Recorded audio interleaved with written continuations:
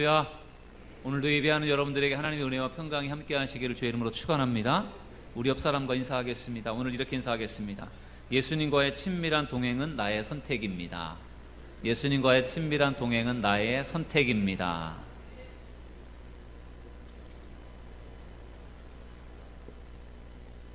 믿습니까?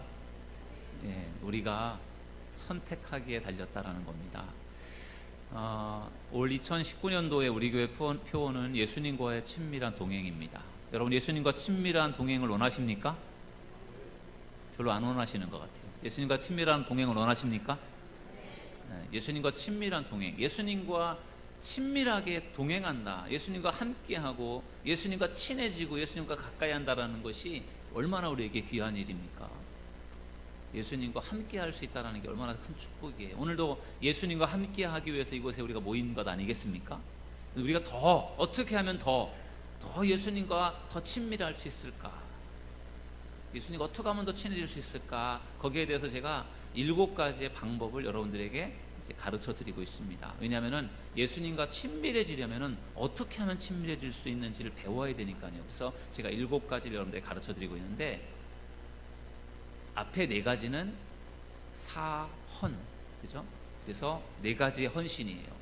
예배 생활 헌신, 말씀 생활 헌신, 기도 생활 헌신, 그리고 순종 생활 헌신. 이 4가지의 헌신이 우리를 예수님께로 더 나아가게 해주시는 겁니다. 그래서 이미 4가지 헌신에 대해서 말씀을 나누었고요. 그 다음에는 3가지 참여예요. 그래서 어디에 참여하느냐? 영성 훈련에 참여하는 것, 그리고 사역에 참여하는 것, 그리고 다음 주에 나눌 소그룹에 참여하는 것까지 3가지의 참여가 우리를 예수님과 더 친밀하게 묶어준다는 겁니다. 내가 어떻게 하면 예수님과 친해질 수 있는지를 제가 여러분들에게 말씀을 통해서 가르쳐드리고 설명을 드리는데요, 이것은요 머리로 아는 것으로 되는 것이 아닙니다. 여러분, 예배 생활이 중요하다는 거 다 알잖아요. 사역이 중요하다는 거 다 알아요. 근데 문제는 거기에 참여하지 못한다는 게 문제입니다. 그래서 제가 아까 예수님과의 친밀한 동행은 나의 뭐라고요? 선택입니다. 이렇게 우리가 고백했죠. 선택이에요. 내가 선택하는 겁니다.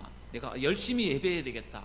내가 열심히 말씀을 읽어야 되겠다. 성경 일독해야 되겠다. 내가 열심히 기도해야 되겠다. 하루에 30분씩 내가 꼭 기도하겠다. 내가 꼭 하나님 말씀을 즉시 순종하겠다. 내가 영성 훈련에 꼭 참여해서 내가 한번 훈련을 받아보겠다. 내가 사역에 올해는 열심히 한번 해보겠다.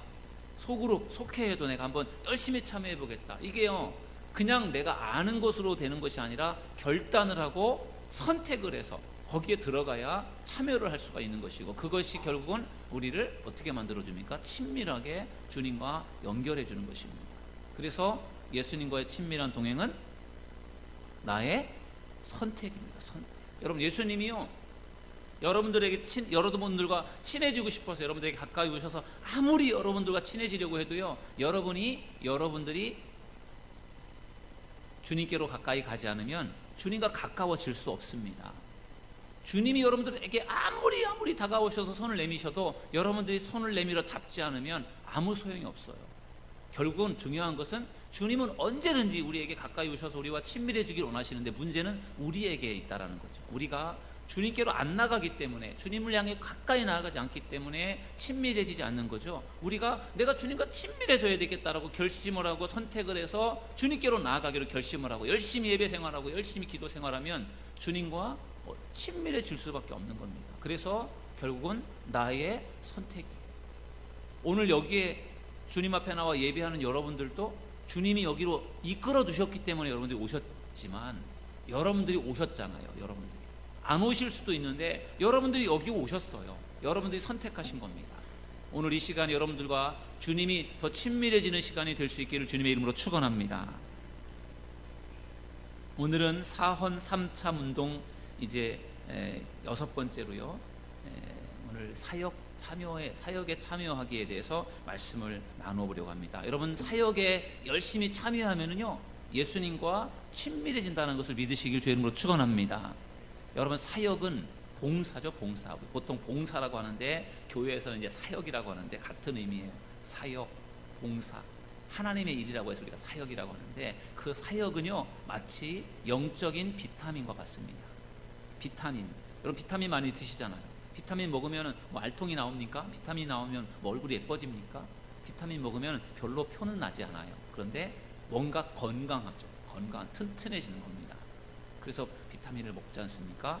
그 마찬가지로 우리가 사역을 한다라는 것은 마치 비타민과 같은 역할이에요. 우리를 강하게 만들어주고 우리를 성장시켜 주는데, 그래서 사역이 필요합니다. 제가 목회를 하면서요, 제가 목회를 올해 23년째 목회를 하고 있는데, 목회하면서 우리 성도들 이렇게 봅니다. 그러면은요, 사역을 하는 분이 사역을 안 하는 분보다 훨씬 건강하게 성장이 되어져요. 사역을 안 하는 분보다 사역하는 분이 빨리 성장이 되고요, 그리고 믿음이 잘 자라갑니다. 그래서 사역이 중요한 겁니다. 여러분, 사역에 동참하는 여러분들 되기를 주의 이름으로 축원합니다. 여기 보시면 뭐라고 되어 있습니까? 1인 1사역 이렇게 되어 있어요. 우리 교회에 사역자가 더 필요해요. 왜냐하면요, 1인 1사역이 아니라 1인 2사역, 1인 3사역, 혹은 1인 4사역 하는 분들도 계세요. 할 일이 많으니까 이것저것 많이 하시는데, 그런데 하나도 안 하시는 분들도 계셔요. 그래서 그분들이 하나라도 이렇게 사역을 하시면은 한 사람이 4가지 하던 것을 3가지로 줄일 수 있고, 2가지로 줄일 수 있으면 더 집중할 수 있으니까, 그리고 1인 우리 사역을 해야 여러분들의 신앙이 자랄 수 있기 때문에 사역에 여러분 동참할 수 있기를 주의 이름으로 축원합니다. 우리 옆 사람과 다시 한번 인사하시죠. 우리 사역에 참여합시다. 한번 다시 한번 인사하시겠습니다. 우리 사역에 참여합시다. 여러분들이 사역을 하면은 건강해지고요, 주님과 반드시 친밀해질 수 있습니다. 그런데 제가 이제 여러분들에게 사역에 참여하도록 제가 권면을 하고 이제 말씀을 전하면서요, 오늘 말씀은 어떤 중심이 뭐냐면요, 사역에 참여할 때, 사역을 할 때 주의할 점이에요. 사역에 참여하는 거 우리가 하면 되는데, 사역이요, 우리가 사역에 참여하면서 우리가 주의해야 될 부분들이 있어요. 왜냐하면 사역을 잘해서 내 믿음이 막 성장이 될 수도 있지만, 사역을 하다 잘못하면 실족할 수도 있고 상처를 받을 수도 있거든요. 그래서 사역을 할 때 어떻게 하면은 사역을 잘해서 성장이 될 수 있을까에 대해서 같이 말씀을 나눠보려고 합니다. 첫 번째, 사역할 때 주의할 사항은요, 먼저 훈련을 받으라는 것입니다. 저를 따라서 하실까요? 먼저 훈련을 받으라. 훈련을 받아야 사역을 잘할 수 있습니다. 저는요, 1991년도에 군에 입대했습니다. 1991년 3월 달에 입대했습니다. 저 경상남도 진주 교육사령부라는 곳으로 제가 입대를 했습니다. 그리고 나서 91년 11월 달에 수원 비행단에 제가 배속을 받았습니다. 수원 비행단 통신대대 관제중대 관제반장이라는 보직을 받아가지고요, 제가 비행단에 이제 배속을 받았습니다. 그러면은 제가 3월 달에 입대를 했는데, 제가 부대로 배치를 받은 것은 11월이니까 그 중간에 8개월은 제가 무엇을 했을까요?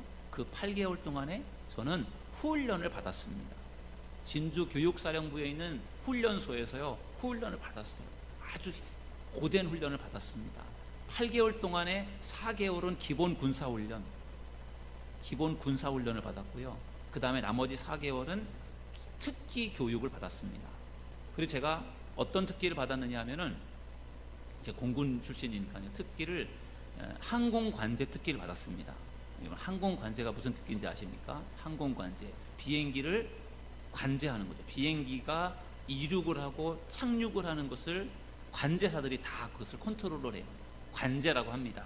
비행기를 이륙시키는 것도 관제탑에서 관제사들이 허가를 해줘야 비행기가 뜨는 거예요. 관제탑이 왜 높은 곳에 있는지 아십니까? 높은 곳에서 비행단에 움직이는 비행기들과 차를 다 보고 있어요. 그래서 활주로에서 비행기를 올릴 때 그런 교통을 다 보고서 올려주는 겁니다. 마찬가지로 착륙할 때도 활주로에 비행기들이 많지 않습니까? 잘못하면 부딪히면 큰 사고가 나잖아요. 그래서 활주로에 비행기가 없이 깨끗하게 이제 활주로에 내릴 수 있게끔 정리가 되었을 때, 그때 착륙 허가를 주는 거예요. 그러면 비행기가 착륙을 하는 겁니다. 날씨가 좋을 때야 활주로가 잘 보이니까 비행장을 찾아오는 것이 문제가 없는데, 날씨가 안 좋을 때, 비가 내리고 구름이 꽉 차가지고 앞에 안 보일 때도 비행장을 찾아오잖아요. 그런 것을 계기 비행이라고 하거든요. 레이더를 통해서 비행기를 그 기지로, 그 활주로가 있는 비행단으로 비행기를 이렇게 유도해 주는 것이 레이더에서 하는 일이에요. 관제탑에서는 비행기를 눈으로 보면서 관제해주고, 레이더는 비행기를 안 보이는 멀리에서부터 기지를 향해 비행단으로 이렇게 유도해 주는 것, 그게 다 관제사들이 하는 일이거든요. 제가 거기에 대해서 교육을 받고 제가 5년 동안 군복무를 하면서 그런 일을 했어요. 물론 저는 관리적인 일을 했죠. 근데 제가 그 일을 잘, 군복무를 하면서 제게 맡겨진 일을 제가 잘 감당할 수 있었던 중요한 힘은 어디서 나왔느냐면요, 훈련에서 나온 거예요. 8개월 동안 제가 훈련소에서 받았던 그 훈련이 제가 앞으로 할 일들을 잘 할 수 있도록 준비시켜 주었던 시간이었습니다. 그래서 저는 훈련소에서의 훈련을 제가 경험하면서 이 중요하다라는 것을 제가 알고 있습니다. 우리 교회에 새로운 가족들, 우리 새가족이라고 해요. 새신자보다는 전 새가족이라는 말을 좋아하는데, 우리 새로운 가족들, 영적인 가족들이 우리 교회를 찾아오면 그분들이 제일 먼저 어떤 훈련을 받습니까? 우리 새가족반에서 훈련을 받아요.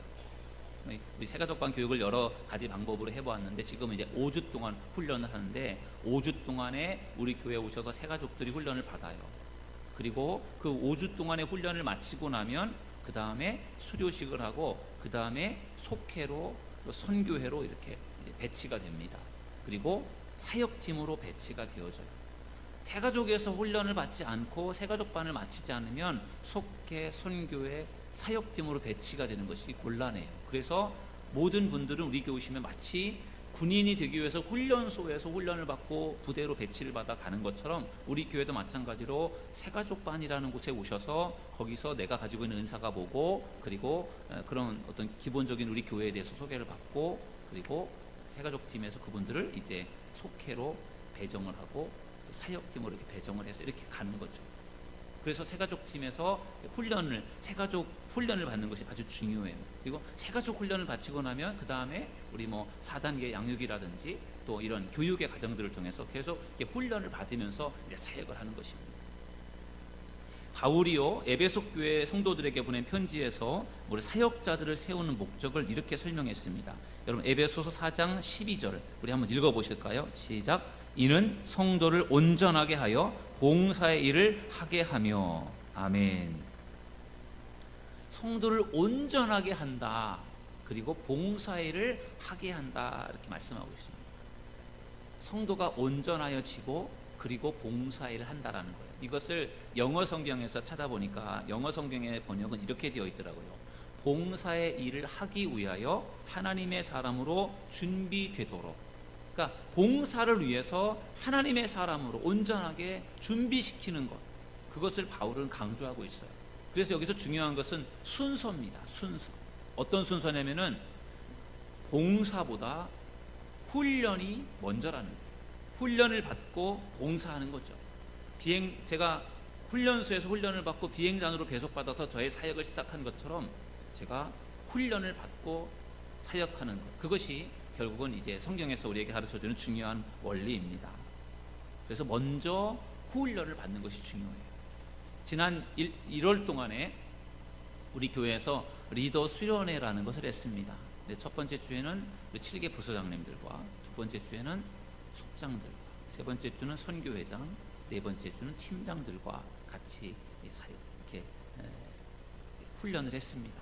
그래서 맨 마지막 이 팀장 모임 때 찍은 사진이 제일 위에 있는 사진인데요.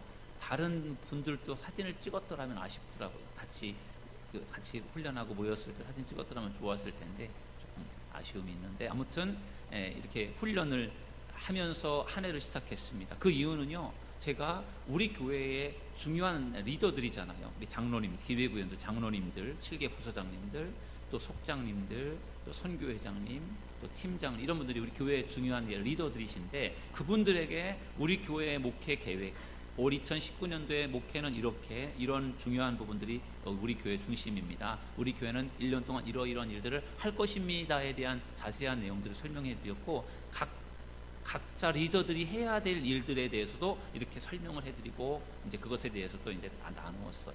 왜냐하면은 그분들이 우리 교회에서 중요한 분들이거든요. 그래서 그분들이 맡은 일들을 잘 해주셔야 우리 교회가 든든하게 설 수 있는데, 그래서 그분들에 대한 먼저 훈련을 교육을 한 거죠. 그리고 나서 이제 그분들을 중심으로 이제 앞으로 사역을 전개해 가려고 준비하고 한 것인데, 우리가 1월달에 잘 준비하면서 2019년도를 시작했기 때문에 하나님께서 우리 교회를 통해서 더 아름다운 열매를 맺도록 축복해 주실 줄로 믿습니다.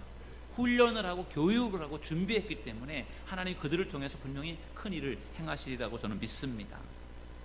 오늘부터는 이제 바나바 교육을 합니다. 바나바 교육.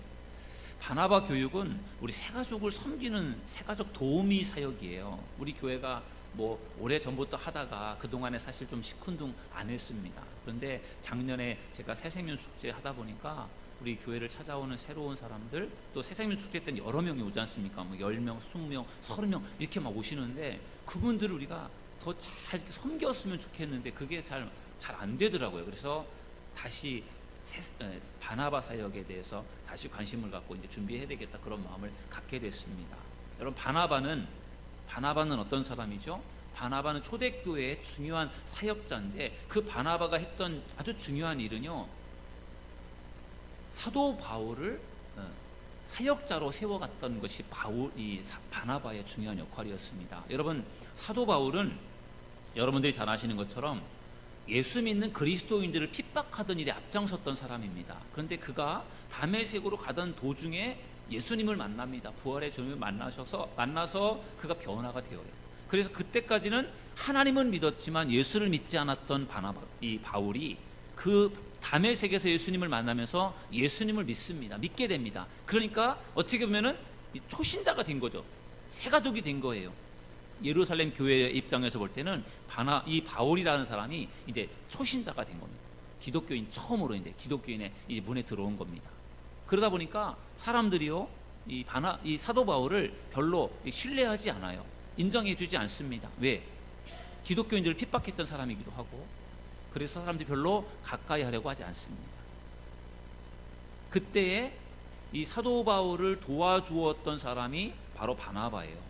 그래서 사도 바울을 도와서 사도 바울이 그 예루살렘 교회의 지도자들이죠, 지도자들과 교류할 수도 있고 교제할 수 있게 하고, 그리고 사도 바울의 입장에서 변호해서 그 사람이 정말 예수 믿고 변화되었다라고 하는 것에 대해서 설명을 해주고, 그래서 초대교회 예루살렘 교회가 사도 바울을 받아들여요. 그래서 사도 바울을 나중에는 이제 사역자로 이제 선교사로 파송을 해서 이방 지역에 나가서 복음을 전해서요, 바나바보다 훨씬 큰 사람이 됐어요.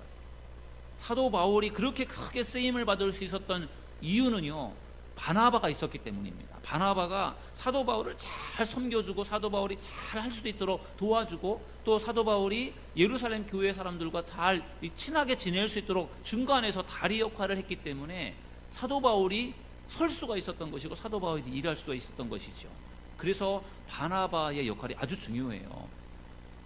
그래서 우리 교회도 그런 것을 하려고 하는 거죠. 기존의 성도들, 기존 교인들과 새로운 교인들과의 사이에서 연결시키는 역할을 하는 겁니다. 여러분, 우리 교회를 늘 다니시는 분들에게는 우리 교회가 낯설지 않고 우리 교회가 편안하잖아요. 어디에 뭐가 있는지 다 알고 불편하지가 않은데, 우리 교회를 처음 오시는 분에게는 우리 교회가 낯설고 불편해요. 그래서 그분들을 잘 섬겨주시고 도와주시는 사역이 바나바 사역이에요. 제가 우리 교회 12년 동안에 시작. 이는 성도를 온전하게 하여 봉사의 일을 하게 하며 그리스도의 몸을 세우려 하심이라. 아멘. 훈련을 통해서 사역자를 세워가는 그것에 대한 비전이 바울에게 있었는데요, 바울은 그렇게 하는 이유가 그리스도의 몸을 세우기 위함이라는 거죠. 훈련을 통해 사역자를 세우는 이유는 그 사역자들을 통해서 그리스도의 몸이 뭐죠? 그리스도의 몸이 교회거든요. 교회를 세우는 일을 위해서 사역자들을 훈련한다라는 것을 바울이 말해주고 있습니다. 여러분, 우리 교회 안에서 사역자들이 잘 훈련받고 세워질 때 하나님께서 우리 교회를 든든하게 세워주실 것을 믿으시길 주의 이름으로 축원합니다. 예수님께서도 여러분 훈련을 통해서 예수님의 제자들을 양육하신 거 잘 아시잖아요. 12명의 제자, 그 중에 한 사람은 실패했지만 예수님이 훈련한 11명의 그 제자들이요, 결국은 예수님이 부활 승천하시고 이 땅에서의 사역을 마치고 예수님께서 하늘나라로 가셨을 때 예수님이 남겨두신 그 제자들이요, 교회를 세웠습니다. 그리고 그들을 통해서 복음이 땅끝까지 증거가 된 겁니다. 그러니까 결국은 예수님이 훈련하고 세워놓은 그 사역자들이 교회를 세우는 그러한 중요한 일을 하게 된 것입니다. 그러므로 여러분들도 훈련을 받으시고 사역을 감당하는 믿음의 성도님들이 되시기를 주님의 이름으로 축원합니다. 우리 교회는 매년 3월 달에 제자학교라는 것을 시작합니다. 제자학교는 우리 지난 당회에서 공천받으신 신천 집사로, 신천 권사로 공천받으신 분들이 훈련하는 학교가 제자학교예요. 그래서 제자학교 오셔서 훈련을 받으시면서 이제 신천 집사님으로, 신천 권사님으로 이제 준비하는 시간을 갖는 겁니다. 여러분, 집사로 세워지고 권사로 세워진다라는 것이 이게 하나님 앞에서 얼마나 귀한 일입니까? 우리 교회로서도요, 새로운 일꾼들을 세워간다는 것이 아주 중요해요. 근데 그 일꾼들을 세우는 것이 그냥 세워가는 것이 아니라 우리가 제자학교라고 하는 훈련을 통해 세워간다는 거죠. 왜냐하면 하나님의 사람들을 세워가는 것이 중요하기 때문에. 그래서 공천 받으신 분들은 꼭 이번 이제 제자학교 오셔서 훈련을 꼭 받으시길 주의 이름으로 축원합니다. 그래서 그들이 훈련을 받고 우리 교회의 새로운 집사님으로, 새로운 권사님으로 세워주셔서요, 열심히 좋은 집사님으로서의 사명을 감당하시고 또 좋은 권사님으로서의 사명을 감당하시면 얼마나 아름답겠습니까? 기존에 있는 우리 기존의 집사님, 기존에 있는 권사님들이 깜짝 놀랄 수 있도록 새로운 분들이 좀 뭔가 바람을 일으켜 주시면 좋을 것 같아요. 그러면 기존에 있는 분들이 그 사람들을 보면서요, 도전을 받습니다. 새로운 교인이 우리 교회에 오면은요, 그 새로운 교인이 기존 교인이 아니라 초신자라고 할 때요, 초신자들이 교회에 오셔서 신앙생활하는 걸 이렇게 보시면은요, 나도 옛날에 저랬는데, 그런 도전이 되거든요. 기존에 있는 교인들이 사실은 새로운 신자를 보면서 배울 수 있는 것도 많아요. 그래서 새로운 신자가 와서 세워지는 것도 중요하고 또 새로운 직분자들이 세워지는 것이 아주 중요합니다. 왜냐하면 그들을 통해서 하나님이 교회를 세워가시기 때문인 줄로 믿습니다. 꼭 훈련 받으시고 사역을 감당하는 우리 믿음의 성도님들이 되시기를 주님의 이름으로 축원합니다. 먼저는 훈련을 받으라는 것이 중요하고요. 두 번째는 하나님이 주시는 힘으로 하라는 것입니다. 저를 따라서 할까요? 하나님이 주시는 힘으로 하라. 여러분 성경을 읽어보실까요? 베드로전서 4장 11절 다 같이 읽습니다. 시작. 누가 봉사하려면 하나님이 공급하시는 힘으로 하는 것 같이 하라. 이는 범사에 예수 그리스도로 말미암아 하나님이 영광을 받으시게 하려 함이니. 아멘. 여러분, 많은 사람들이 사역을 할 때 내 힘으로 하려고 합니다. 내 힘으로, 내 능력으로, 내 실력으로 일을 하려고 해요. 그러다 보니까 버겁기도 하고 또 낙심이 되기도 하고 상처를 받기도 하고 시험에 들기도 해요. 여러분, 교회에서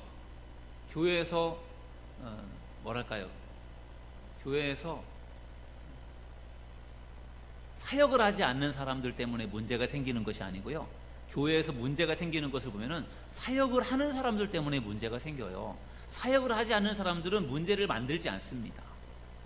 문제는 사역을 하는 사람들 때문에 문제가 생긴다는 거죠. 왜냐하면 사역을 하는 사람들은 열정이 있어요. 그래서 막 열심히 뭔가를 하고 싶은데 그게 마음대로 안 돼요. 그래서 그것 때문에 이제 속상하기도 하고 상처가 되기도 해요. 또 열심히 일하려다 보니까 나는 이렇게 하고 싶은데 저 사람은 저렇게 하자고 하니까 그게 의견 일치가 안 돼서 사역하다가 부딪히는 경우들도 있어요. 그래서 결국은 열심히 하려고 하는 사람들이 부딪혀요. 열심히 안 하려는 사람들은 부딪힐 일이 없어요. 열심히 하려고 하니까 부딪히는 겁니다. 그래서 꼭 내 힘으로 하려고 하면 안 됩니다. 누구의 힘으로 해야 됩니까? 하나님이 주시는 힘으로 사역을 감당하는 여러분들 되시기를 주님의 이름으로 축원합니다. 꼭 하나님이 주시는 힘이 필요해요. 여러분, 모세 이야기 잘 아시죠? 모세가 40살이 되었을 때요, 모세가 이집트 왕자로 있었지만 자기가 히브리 유대인이라는 것을 알았지 않습니까? 그래서 40살이 되었을 때 자기 힘으로 한번 자기 민족을 구원해 봐야 되겠다, 그런 마음을 품었습니다. 그래서 자기 민족을 억압하고 고통을 주는 그 애굽의 군인을 쳐서 죽였습니다. 그리고 그 결과 어떻게 되었죠? 그는 애굽 왕궁을 뛰쳐나와 도망을 쳐서 미디안 광야로 도망을 가서요, 미디안 광야에서 40년을 살았습니다. 자기 힘으로 뭔가 해보려고 했는데 모세가 자기 힘으로 할 수 있는 게 없었어요. 오히려 어려움을 당하게 되었습니다. 실패를 한 거죠. 그리고 미디안 광야에서 40년을 살았습니다. 애굽의 왕궁에서 40년을 살다가 전혀 다른 상황, 애굽을 떠나서 광야에서 40년을 양을 치면서 살았습니다. 거기서 결혼도 하고 자녀도 얻었습니다. 그런데 모세가 80세가 되었을 때 하나님이 모세를 부르셨습니다. 모세야, 모세야 부르셨어요. 그리고 하나님이 모세에게 사명을 맡겨주셨습니다. 출애굽의 사명이죠. 애굽에서 노예 생활하는 이스라엘 민족을 구출하는 일에 너가 앞장서라. 너가 그 일을 하라. 그렇게 하나님께서 명하실 때 모세는 자신이 없었습니다. 제가 누군데 제가 어떻게 그런 일을 하겠습니까? 그래서 이런저런 핑계를 대면서 그것을 안 하려고 하는데 하나님이 강하게 계속 할 수밖에 없도록 그를 몰아가셔서 결국은 모세가 순종함으로 출애굽의 이 지도자로서 사역을 감당하게 됩니다. 그런데요, 모세가 그때 그 출애굽의 사명을 감당하게 되어요.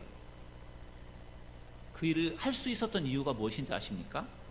출애굽기 4장 17절 말씀을 한번 읽어보실까요? 다 같이 읽습니다. 시작. 너는 이 지팡이를 손에 잡고 이것으로 이적을 행할지니라. 아멘.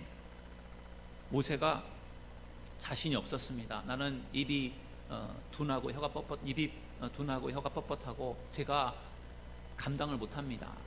모세가 제가 바로를 찾아간다고 바로가 이스라엘 백성들을 해방시켜 주겠습니까? 그럴 때 하나님께서 내가 이 지팡이를 너가 가지고 있는 이 지팡이 그걸 가지고 가라. 그걸 통해서 하나님이 내가 이적을 행하게 하시겠다. 능력의 지팡이를 모세에게 들려주셨습니다. 그래서 모세가 그 하나님의 능력의 지팡이를 가지고 이제 사역을 감당하게 되었던 것입니다. 모세가 힘이 있고 모세가 능력이 있어서 이스라엘 민족을 해방시키는 그러한 그의 사명을 감당하는 것이 아니고요, 하나님이 주시는 능력으로 그가 사명을 감당하는 것을 여러분 믿으시기 바랍니다. 우리도 마찬가지죠. 우리가 우리 힘으로 우리의 능력으로 할 수 있는 게 뭐가 있겠습니까? 참 강한 것 같지만 정말 약한 것이 인간인 것 같아요. 그래서 우리 힘으로는요 사실 할 수 있는 게 없어요. 그래서 하나님이 주시는 힘이 없이는 우리는 할 수 없습니다. 늘 그래서 하나님 도와주세요. 하나님 도와주세요. 우리는 그렇게 하나님의 은혜를 구하며 살아가야 되는 것입니다. 여러분, 내 힘으로가 아니라 하나님이 주시는 힘으로 여러분의 사역을 감당할 수 있기를 주님의 이름으로 축원합니다. 이스라엘 역사를 보면요, 이스라엘의 암흑기 중에 하나가 사사시대예요. 사사시대. 이제 족장시대에서 애굽에 들어갔다가 애굽을 탈출해 나와서 이제 광야 행진하다가 가나안 땅에 들어가서 가나안 땅에서 살다가 이제 사울 왕이 세워지잖아요. 그 사울 왕이 세워지기 전, 가나안 땅에 들어갔는데 왕이 세워지기 전까지의 그 시대가 사사시대인데, 그 시대가 얼만큼 길이가 되느냐면요 350년 정도 됩니다. 꽤 긴 시간 동안 왕이 없이 그 사사들에 의해서 이제 통치를 받고 살아가게 되는데, 첫 번째 사사가 온니엘이라는 사람이에요. 온니엘. 이 온니엘은 누구냐면은 갈렙의 조카입니다. 이 산지를 내게 주소서.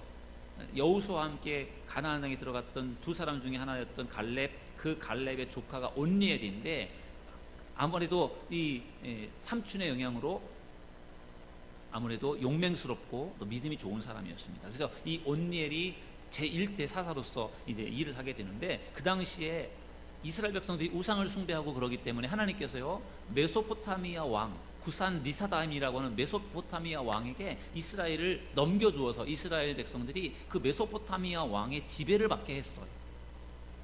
그러니까 지배를 받으니까 고통스럽고 힘드니까 그들이 하나님 앞에 살려주세요 살려주세요 하나님을 막 찾습니다. 그때 하나님이 온니엘이라고 하는 사람을 하나님 사사로 세워서 그가 그 메소포타미아를 물리치게 하셨거든요. 근데 하나님이 그 온니엘을 세우실 때 어떻게 세우시느냐가 중요해요. 여러분 성경을 읽어보시죠. 사사기 3장 10절 다 같이 읽습니다. 시작. 여호와의 영이 그에게 임하셨으므로 그가 이스라엘의 사사가 되어 구산 리사다임을 넘겨주시니. 아멘.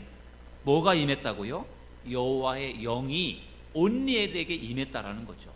그래서 그가 사사가 됩니다. 하나님이 성령을 부어주셨습니다. 하나님의 영은 성령을 말하거든요. 성령을 부어주시고 성령이 임해서 그 성령의 힘을 가지고 그가 사사로서의 역할을 하고 그리고 메소포타미아 왕을 물리치는 역할을 하게 되었다는 거죠. 온리엘이 뭐 잘 싸워서 능력이 있어서 그가 승리를 거둔 것이 아닙니다. 하나님의 영, 여호와의 영이 그에게 임했기 때문인 줄로 믿습니다. 하나님이 주시는 힘으로 그가 그의 사사로서의 사명을 감당하게 된 것입니다. 그러므로 사랑하는 성도 여러분, 여러분들도 하나님이 주시는 힘으로 사역할 수 있는 믿음의 성도님들이 되시기를 주님의 이름으로 축원합니다. 우리가 사역을 할 때 우리가 또 꼭 기억해야 될 것은요, 하나님의 영광을 위해 우리가 사역해야 된다는 것입니다. 베드로전서 4장 11절 우리 한번 또 읽어보실까요? 시작. 누가 봉사하려면 하나님이 공급하시는 힘으로 하는 것 같이 하라. 이는 범사에 예수 그리스도로 말미암아 하나님이 영광을 받으시게 하려 함이니. 아멘. 베드로는요, 내 힘이 아니라 하나님이 주시는 힘으로, 하나님이 공급해 주시는 힘으로 하라, 사역하라, 그렇게 말씀하면서 그 이유를 뭐라고 설명하는가 하면, 그렇게 해야 할 수 있다. 하나님이 공급해 주시는 힘으로 사역해야, 일을 해야 할 수 있고, 또 한 가지, 그렇게 해야 교만해지지 않고 그래야 하나님께 영광 돌릴 수 있다라고 말씀해 주고 있습니다. 여러분, 사역을 할 때 찾아오는 유혹 중에 하나가 인정받고 싶은 유혹이에요. 인정받고 싶은 유혹. 내가 이렇게 열심히 했으니까 나를 인정해 주겠지. 뭔가 인정받고 싶은 마음. 그리고 인정을 받게 되면 사람은요, 나도 모르는 사이에 어깨가 으쓱해지게 되어 있어요. 그래서 그것으로 인해서 죄를 짓거나 잘못을 할 수 있는 가능성이 많아집니다. 그래서 늘 내가 아무리 큰 일, 아무리 좋은 일을 해냈다고 할지라도 내가 한 것이 아니라 하나님이 주시는 힘으로 했습니다. 그런 고백이 여러분의 고백이 되길 주의 이름으로 축원합니다. 하나님이 주시는 힘으로 했기 때문에 이것은 내가 한 것이 아니라 하나님이 한 것이기 때문에 하나님이 하셨습니다. 하나님께 영광을 돌려드리는 여러분들 되기를 주님의 이름으로 축원합니다. 그러면 우리에게 아무런 문제가 생기지 않을 것입니다. 하나님이 주시는 힘으로 사역하는 여러분들 되기를 주의 이름으로 축원합니다. 세 번째, 우리가 사역을 할 때 주의해야 될 점은요, 섬기는 마음으로 하라는 것입니다. 저를 따라서 하시죠. 섬기는 마음으로 하라.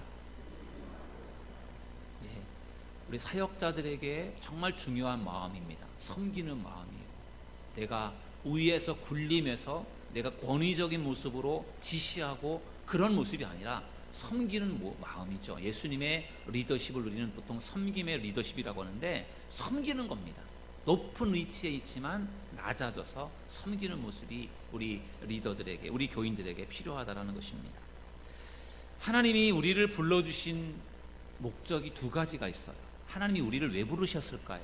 첫 번째는 구원하시려고 부르셨습니다. 믿습니까? 여러분들 하나님 왜 부르셨어요? 구원하시려고 부르셨잖아요. 두 번째 목적이 있습니다. 사역자로 쓰시려고 부르셨어요. 그러니까 하나님이 우리를 구원하려고, 죄 가운데서 이렇게 건져내시기 위해서 우리를 부르신 것도 있고, 우리를 건져내신 것이 끝이 아니라 건져내셨다고 할 때 우리를 쓰시기 위해서 하나님 부르셨다라는 겁니다. 그래서 우리가 하나님이 나를 구원해 주셨으니까 감사하다, 거기서 머무르면 안 됩니다. 나를 구원해 주신 목적이 뭐냐? 쓰시려고. 그래서 하나님이 나를 쓰시려고 할 때 거기에 쓰임 받을 수 있는 저와 여러분 모두가 되기를 주님의 이름으로 축원합니다. 한 가지만 하면 50%밖에 못하는 거죠. 하나님이 나를 구원하셨을 때 나를 구원해 주셨구나, 거기서 머물면 50%의 은혜밖에 못 누리는 거죠.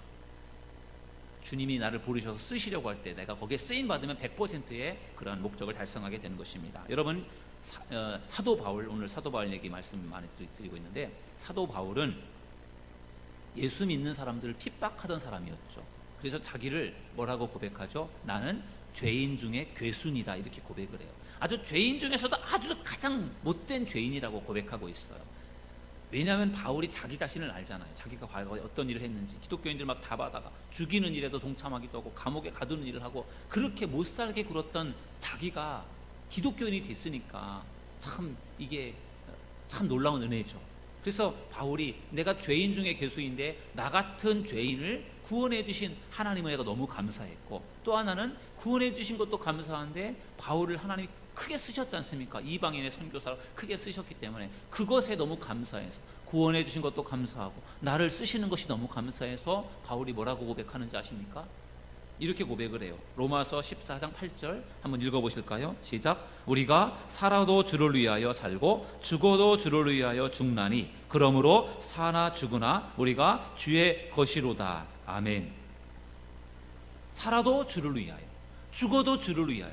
살아도 주를 위해서 사는 것이고 죽는다고 할지라도 주님을 위해서 죽는다. 이것이 바울의 결단이거든요. 왜냐하면요, 죄인 중에 괴수인 나를 살려주시고 나를 사용하시는 하나님의 은혜가 너무나도 감사해서 살든지 죽든지 주님을 위해 살았던 사람이 사도 바울이에요. 그러니까 바울이 섬기는 마음으로 사역을 할 수밖에 없었던 것입니다. 여러분 우리는 어떻습니까? 우리도 죽을 수밖에 없었던 죄인들인데 주님이 우리를 구원해 주시지 않았습니까? 여러분 그 은혜에 감사해서 우리가 주님을 위해서 섬기는 마음으로 일할 수 있는 저와 여러분 모두가 되기를 주님의 이름으로 축원합니다. 바울만의 문제가 아니죠. 우리들의 문제이기도 합니다. 우리가 사역을 할 때, 우리가 사역에 참여할 때 우리가 품어야 할 마음이 어떤 마음인가? 골로새서 3장 23절을 우리 읽어보실까요? 시작. 무슨 일을 하든지 마음을 다하여 주께 하듯 하고 사람에게 하듯 하지 말라. 아멘. 우리가 사역을 할 때 품어야 될 마음, 섬김에 대한 마음, 교만한 마음이 아니라 섬김에 대한 마음을 품어야 됩니다. 그래서 바울이 골로새 교회 성도들에게 보낸 편지에서 무슨 일을 하든지 마음을 다하여 주께 하듯 하라 이렇게 말씀하고 있습니다. 마음을 다해서 주님을 섬기듯이 하는 것, 그것이 주님이 기뻐하시는 사역자의 모습이에요. 섬기는 마음으로 하라는 것입니다. 여러분 우리 사역자들, 또 리더들이 되면 이제 어떻게 보면 내가 하고 싶은 대로 하고 싶고 내가 시키는 대로 하기를 원하고 그런 마음들이 있습니다. 그리고 그것이 안 되어질 때 또 마음에 또 속상함도 있고요. 근데 섬기는 마음으로 하라는 거죠. 섬기는 마음. 내가 위에서 지시하고 시키는 그러한 모습보다는 나도 같이 참여해서 같이 섬기는 마음으로 할 때 그 어떤 그 모임이 더 아름답게 세워져 갈 수 있다는 것입니다. 주님을 섬기듯이 섬기시는 여러분들 되기를 주의 이름으로 축원합니다. 주일날 아침이 되면요, 일찌감치 교회를 나오셔서 교회 청소하시는 권사님이 계세요. 여러분 다 아실 겁니다. 몇 년 전부터 그러셨어요. 비가 오나 눈이 오나 바람이 부나 어떠한 상황에서도 일찌감치 교회로 오세요. 8시 전에 오십니다. 7시 좀 넘으시면 오셔서 열심히 교회 안에 있는 쓰레기들 다 정리하시고 교회 앞에 깨끗하게 물 청소도 하시고 쓰레기 정리하시고 교회 앞만 하는 것이 아니라 동네까지 다 이렇게 하십니다. 너무너무 권사님이 귀한 일을 하고 계셔요. 권사님이 왜 그런 일을 하실까요? 그거 한다고 뭐 돈이 나오는 것도 아닐 텐데 권사님 왜 그런 일을 하실까요? 제가 생각을 해봤습니다. 권사님이 왜 주일만 되면 그렇게 일찌감치 오셔서 그렇게 다 청소하고 정리하실까? 교회를 사랑하기 때문인 줄로 믿습니다. 우리 교회를 너무너무 사랑하셔서요, 막 교회를 어떻게든지 막 이렇게 갖고 이렇게 깨끗하게 하시고 싶은 마음이 있으신 겁니다. 하나님 주신 마음이겠죠. 뭐 하라고 그게 되겠습니까? 매일매일 한두 번도 아니고 하나님이 그런 마음을 주셔서 하나님이 주신 마음을 가지고 막 섬기시는 거죠. 청소하시고 섬기시고. 교회를 사랑하기 때문에 그렇게 섬길 수 있다고 저는 믿습니다. 또 교회뿐만 아니죠. 우리 교회 성도들을 사랑하기 때문에 우리 교인들이 교회로 오는데 깨끗한 교회 찾아 들어오는 입구부터 깨끗한 모습으로 또 여기저기 잘 정돈되어 있는 그러한 것들을 우리 교인들이 와서 누리도록 하고 싶은 마음에 그렇게 섬기시는 것 같아요. 그래서 참 감사하게 생각합니다. 하나님이 귀한 상을 주실 줄로 믿습니다. 섬기는 마음으로 하는 거죠. 누가 그것을 뭐 알아주든 알아주지 않든 그냥 감사한 마음으로 섬기고 계신 거 너무 감사합니다. 우리 교회에도 그런 섬김의 사람들이 더 많아졌으면 좋겠습니다. 제가 지난 2년 동안 선교부 총무, 세인천지방 선교부 총무로 일을 했습니다. 그리고 지난주 있었던 지방회를 끝으로 제 임기가 끝났습니다. 그래서 뭐 후련하기도 하고 또 한편으로는 좀 섭섭한 부분도 좀 있더라고요. 일을 끝나면 그런 게 좀 있더라고요. 그래서 시원섭섭하다는 말이 그런 것 같아요. 근데 제가 2년 동안 이제 총무 일을 하면서요, 제가 했던 일 중에 최대한 선교부 예산 재정을 좀 이렇게 아껴서 지출하는 것을 최대한 자제하고 아껴서 지방 안에 있는 어려운 교회, 우리 보통 미자립 교회라고 하고 비전 교회라고 하는데 그런 교회들을 좀 이렇게 도와주는 일에 그 선교부 재정을 썼어요. 2년 동안 그 일을 하면서 쓴 돈을 제가 계산해 보니까 1,400만 원이었습니다. 1,400만 원으로 우리 지방에 있는 어려운 교회들을 도왔어요. 그런데 제가 도움을 이렇게 제가 개인적으로 드린 건 아니지만 총무로 일을 하면서 도움을 주었는데, 근데 도움을 받은 목사님들 중에 저에게 목사님 도와주셔서 너무 감사해요, 제가 잘 썼습니다, 이렇게 저에게 인사하는 분이 별로 없더라고요. 그래서 제 마음속에 은근히 도와줬는데 고맙다고 얘기를 해야 되는 게 당연할 텐데 왜 고맙다는 얘기를 안 할까, 제 마음속에 은근히 서운한 생각이 들더라고요.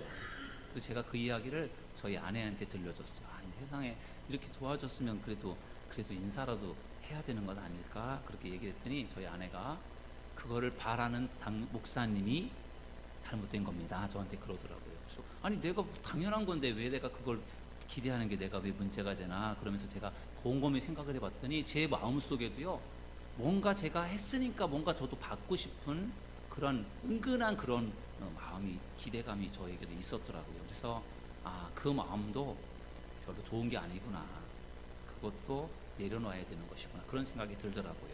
그냥 섬긴 것으로 감사하고 거기서 멈춰야지, 내가 섬겼는데 뭔가를 기대하면 거기서 또 이게 또 뭔가 시험이 오는 것 같아요. 그래서 그냥 상대방을 어떻게 하든 말든 그냥 내가 섬기는 것으로 감사하는 마음으로 거기서 멈추는 게 그게 필요하겠다, 그런 생각을 해보았습니다.